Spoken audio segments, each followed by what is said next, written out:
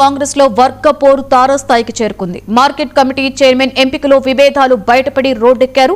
అధిష్టానం ఎంపిక చేసి ఆకుల నరసయ్యకు వైస్ చైర్మన్ పదవి ఇవ్వడంతో కాంగ్రెస్ సీనియర్ నాయకుడు ఎస్ఎల్ గౌడ్ పార్టీ సభ్యత్వానికి రాజీనామా చేశారు. మంత్రులు, జిల్లా నాయకులు తనకు మద్దతు లేఖలు ఇచ్చినా చైర్మన్ ఇవ్వలేదని ఎస్ఎల్ గౌడ్ వాపోయారు.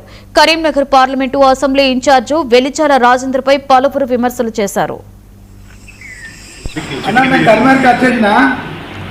నన్ను ఏం చేసిండు చైర్మన్ ఇవ్వకుండా మన పిసి పేరెంట్ గారేమో నువ్వు నీకెందుకు నీకే వస్తే పొమ్మని మాకు చెప్పేసిండు సీరియస్గా.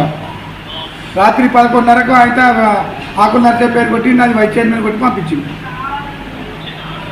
వచ్చింది వాళ్ళు నన్ను పిలిస్తే నేను వచ్చింది. ఇప్పుడు ఆ వైస్ పేరెంట్కు రాజీనామా చేసిన పిసిసి పేరెంట్కు బ్లాక్ కాంగ్రెస్ అధ్యక్షుడుకును ఆ బ్లాక్ కాంగ్రెస్ అధ్యక్షుడు ప్లస్ వైస్ చైర్మన్ రాజీనామా చేసి ప్రెస్ మీట్ పెట్టిన జిల్లాలో పెట్టేసిన. ఇప్పటికైనా గుర్తించి రాజేంద్రరావు ఇన్ఛార్జ్ చేయాలి. అదేవిధంగా ఇప్పుడు ఇచ్చినటువంటి మార్కెట్ను రద్దు చేసి నాకు వెంటనే ఇవ్వాలి. ఎందుకంటే గత 40 సంవత్సరాలు నేను కాంగ్రెస్ పార్టీ ఉంటున్నా. 6 నెలల కిందనే కాంగ్రెస్ పార్టీ నుంచి టీఆర్ఎస్కి వచ్చిండు.